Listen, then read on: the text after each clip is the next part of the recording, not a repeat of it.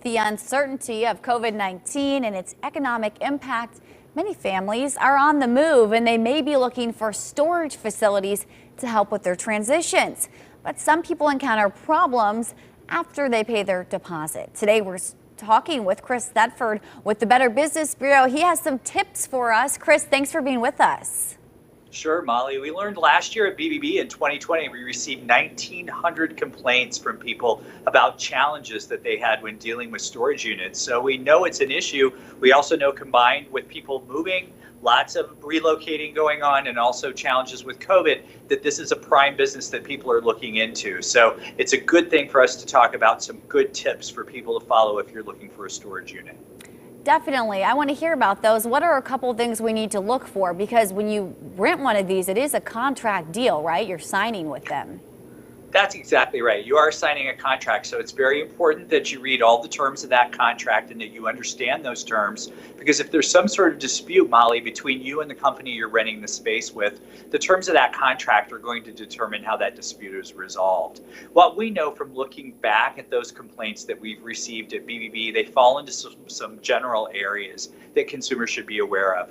One is that you need to understand what sort of insurance is provided when you rent one of these facilities. Are you going to use your homeowner's coverage or some other renter's coverage or some coverage that you have to cover your belongings? Or are you going to buy a policy from the business itself that you're buying the storage space from? You've got to figure out your insurance coverage. Another thing you need to think about is, what sort of access do I have to my belongings? What sorts of hours does the business operate? And those should be defined in the contract as well. So you need to really look at the insurance, you really need to look at the access. And another thing you need to do is you need to think about, do you need climate control for your items that you're putting in storage? So if you've got items you're storing that are going to be damaged by heat or high humidity or cold weather, like the weather that Angela was just talking about that's coming this weekend, you might want to think about a storage facility that's providing you some climate control.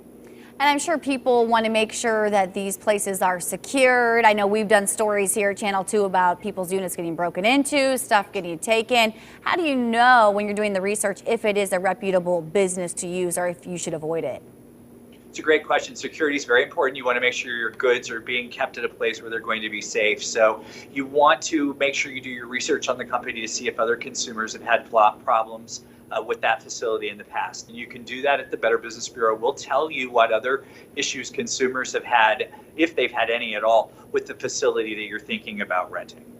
Any other red flags that we should keep an eye out for as we are picking one of these storage units out? Sure. Biggest red flag would be if you went to go look at one, Molly, and they started talking about terms and conditions that were not in the written contract. That should be a red flag to you.